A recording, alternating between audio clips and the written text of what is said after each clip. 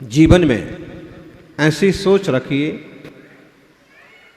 कि जो खोया उसका गम नहीं।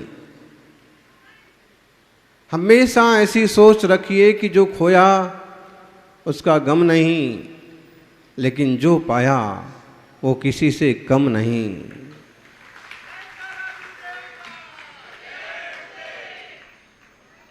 जो नहीं है वो एक ख्वाब है, जो हमारे पास नहीं है वो एक ख्वाब है, लेकिन जो हमारे पास है वो लाजवाब है। अगर हम यही सोचते रहेंगे कि ये खो गया, वो खो गया, ऐसा हो गया, वैसा हो गया, तो निश्चित रूप से वर्तमान को नहीं जी पाएंगे, दुखी और परेशान हो जाएंगे। लेकिन अगर हम वर्तमान में रहेंगे, वर्तमान की चीज़ों को सुनेंगे, समझेंगे, तो निश्चित रूप से एक तरह का सुकून होगा। जो खो गया, जो है नहीं, वो ख्वाब है, लेकिन जो हमारे पास है वो भी तो लाजवाब है। जो हमारे पास है वो कितनों के पास है? बहुत लोगों को लगता है कि बहुत कम मिला है। विधायक जी को बैठने दो सोने की कुर्सी पर।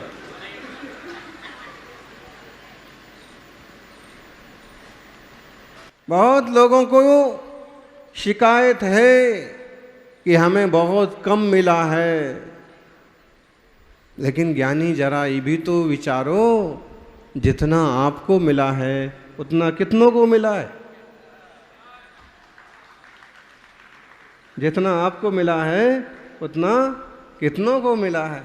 अगर और भी विचार करें तो एक स्वस्थ शरीर, एक वीतराग जैन शासन, मुनि राजों का सानिध्य, अष्टांगिका जैसा पर्व, और उसमें भी सिद्ध चक्र जैसा महामंगलकारी विधान, कितने को मिल पाते हैं सारी चीजें?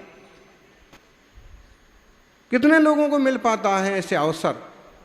और उसमें भी कुछ लोग अगर भाग्य कम पड़ जाए तो सब कुछ होने के बाद उसमें जुड़ नहीं पाते, लाभ नहीं पाते, या तो कहीं किसी तरह के काम में उलझ जाएंगे, या किसी तरह की शादी विवाह निकल आएगा, या आप अपने कसाय भाव आड़े आ जाएंगे, और सब कुछ होते होते भी लाभ नहीं ले पाएंगे। हमें किसी भी बाधा को तोड़ करके इस महामंगलकारी सिद्ध भगवंतों की आराधना में शामिल होना है। चाहे तो सबसे छोटे सदस्य बन के शामिल हो, चाहे तो सिर्फ नाम लिखा के शामिल हो। सामर्थ्य नहीं है, आपकी कमेटी, आपकी समाज बढ़िया है, कोई नहीं टोकेगा कि तुमको 1100 की 2100 तो बिल्कुल देना ही पड़ेगा। वो भी क्षमता ना हो तो एक बार नाम तो लिखाओ कि हमें इस अष्टांगिका में सिद्ध भगवंतों की आराधना करना है। सिद्ध चक्र मंडल विधान की भक्ति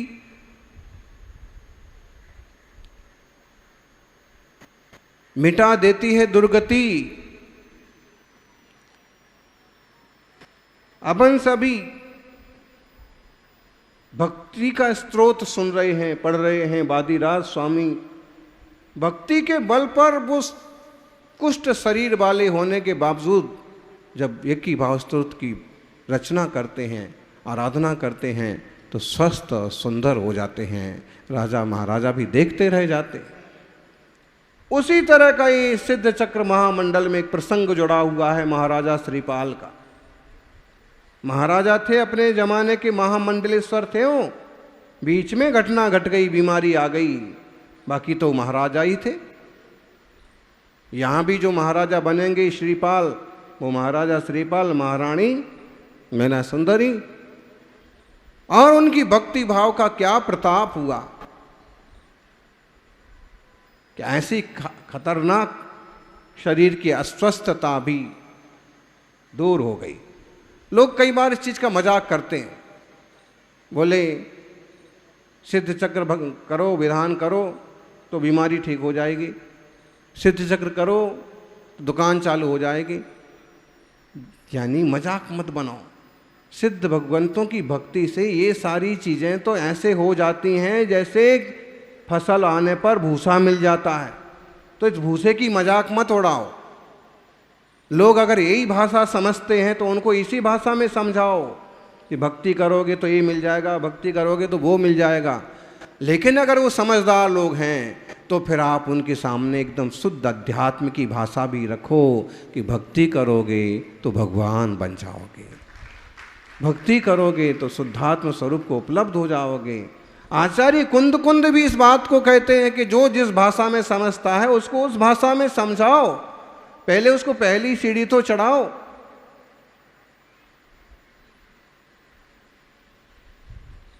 पहली सीढ़ी नहीं चढ़ा, आप उसका मजाक बनाने लगे।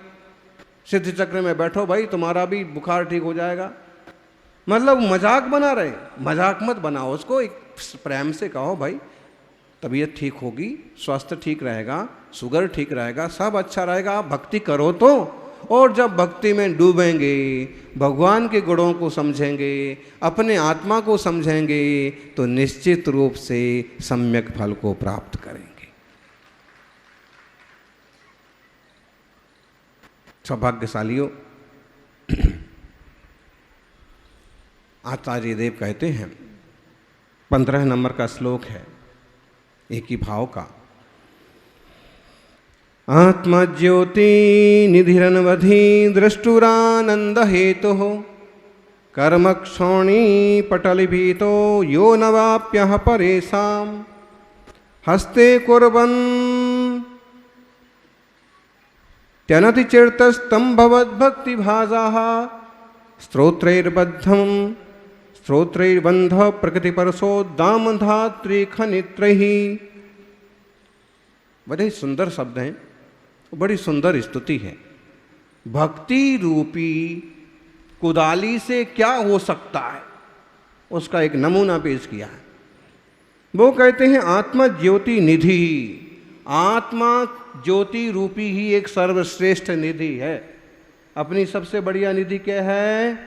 बोलो ज्ञानी। अपनी सबसे बड़ी निधि अपन खुद हैं। अपनी निधि तो अपने में है, बाह्य वस्तु में व्यर्थ प्रयास। जग का सुख तो मृग तृष्णा है, झूठे हैं उसके पुरुषार्थ। तो सारी भागा भागी मारा मारी पड़ी है और इसी के लिए पड़ी है, जबकि अपनी निधि है कहाँ? क्या छे आप क्या छे? अपनी निधि पोतानी निधि क्या छे? पोतानी निधि पोतानाમાં છે।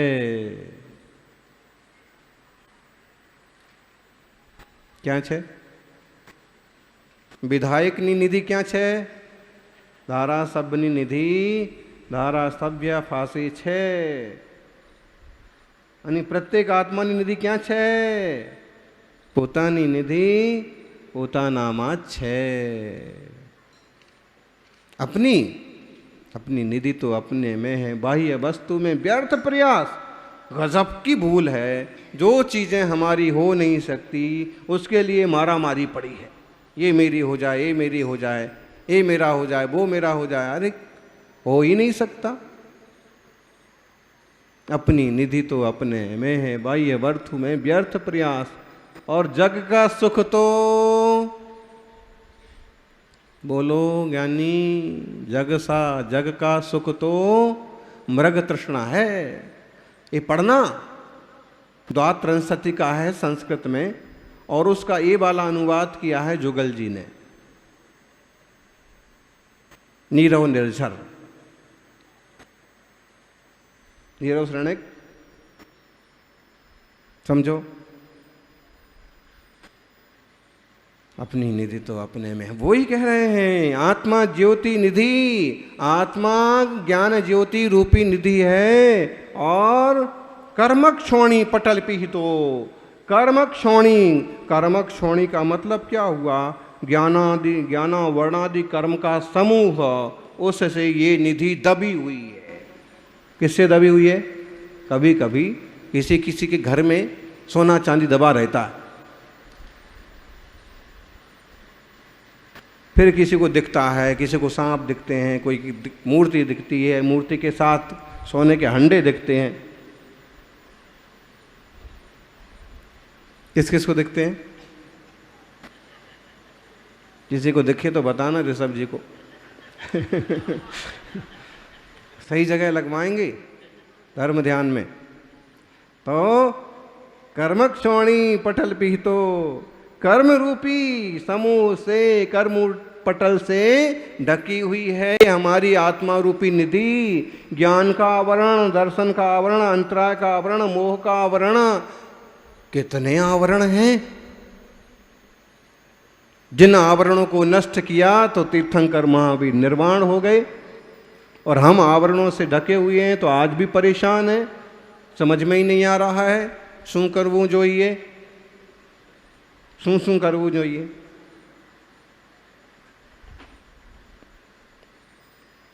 देखो अब क्या करें, आत्मा की निधि है, आत्मा ही एक निधि है और एक कर्म रूपी पटल से ढकी हुई है। अब ये दिखे किसे? दृष्टु आनंद हेतु। जिसको ये निधि दिख जाए उसे आनंद आनंद हो जाएगा, मजा आ जाएगा। बोलो, मालूम पड़ जाए कि आपके घर में सोने का घड़ा दबा हुआ है, गांव में, सुन करके ही आप खुश हो जाएंगे। आनंद, बढ़िया है। तो किसको दिखती है, किसको आनंद होता है? बोले यह दृष्टु आनंद हेतु। इस कर्म से दबी हुई निधि को भी जो देख लेवे उसे भी आनंद हो जाता। क्या समझे ज्ञानी मुमुक्षु? समझो, मालूम पड़ गया ना कि घर में, पुराने वाले घर में नीचे दादा बाबा के जमाने का हीरे मोती सोने चांदी से भरा हुआ कलश दबा हुआ है। पता पड़ गया, मिल गई कोई चिट्ठी, मिल गया कोई पता। तो पता पड़ने से ही तो खुशी हो जाती है। जब खुदाई होगी, जब निकलेगा तब निकलेगा। लेकिन मेरे पास कुछ है, इस तरह की समझ और अकड़, तो समझदार होगा तो अकड़ ज़्यादा नहीं आएगी, लेकिन खुशी तो आ ही जाएगी। है आत्मा ज्योति निधि, कर्मक्षोणी पटल पीता, यह दृष्टु आनंद हेतु। जो इसको देख लेता है उसके आनंद का हेतु है। अनवाप्य परेशान, दूसरे लोगों को, जिसको इस निधि की खबर नहीं है, उनको कोई आनंद नहीं होता। अपनी निधि की खबर नहीं है, दुखी बने घूम रहे हैं, परेशान हो रहे हैं, और अपनी निधि की खबर हो गई तो आनंद हो जाता है। हस्ते कुर्वन्ति अनतिचिरतम। इस निधि को जल्दी कौन पा लेता है?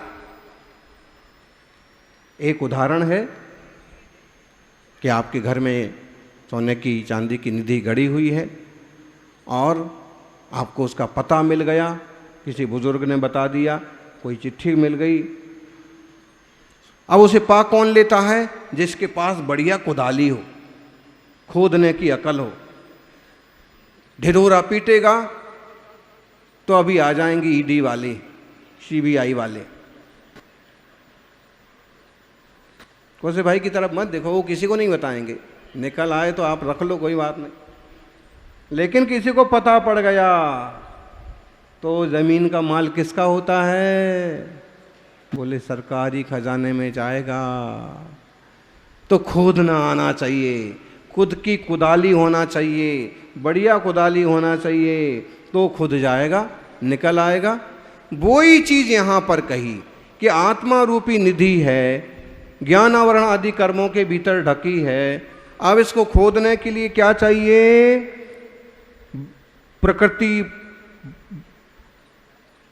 प्रकृति स्थिति अनुभाग प्रदेश बंध, 4 प्रकार का बंधन है। इस बंधन को कैसे खोदा जाए? परुषो दाम दात्री खनित्रयी स्त्रोत्रयी। स्त्रोत रूपी खनित्रयी माने कुदाली से खोदो। भगवान की भक्ति रूपी कुदाली लेकर के प्रकृति स्थिति अनुभाग प्रदेश बंध रूपी इस बंधन को, 8 कर्मों के आवरण को खोदो। कैसे खोदो? भक्ति रूपी कुदाली। शुरुआत कहाँ से होगी मोक्ष मार्ग की? सम्यक दर्शन से होगी, ये बात पक्की है। लेकिन सम्यक दर्शन की भी शुरुआत कहाँ से होगी? भक्ति से होगी।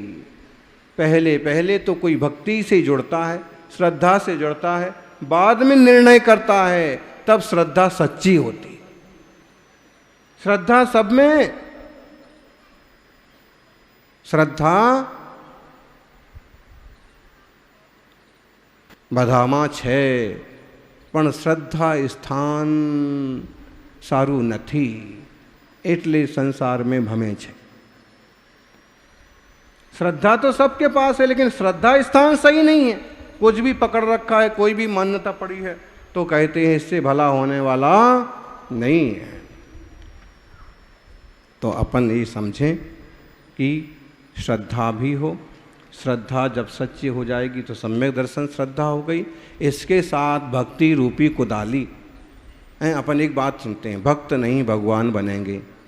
इसमें थोड़ा सा करेक्शन बहुत ज़रूरी है।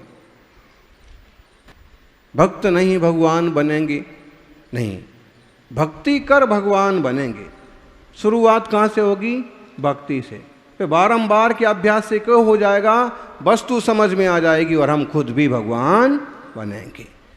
लेकिन भक्त ही नहीं बने रहेंगे, ये भी समझो। आहार ही नहीं देते रहेंगे, कभी आहार लेने की कोशिश भी करेंगे। मुनि को भोजन दे फिर निज करई आहार है, वो तो ठीक है। जो धर्मात्मा जीव है पहले मुनिराज को आहार देते हैं और फिर खुद आहार करते हैं, वो तो ठीक है। लेकिन मुनिराज जैसा आहार भी हम कभी अपने जीवन में करेंगे, ये भी दिमाग में होना चाहिए।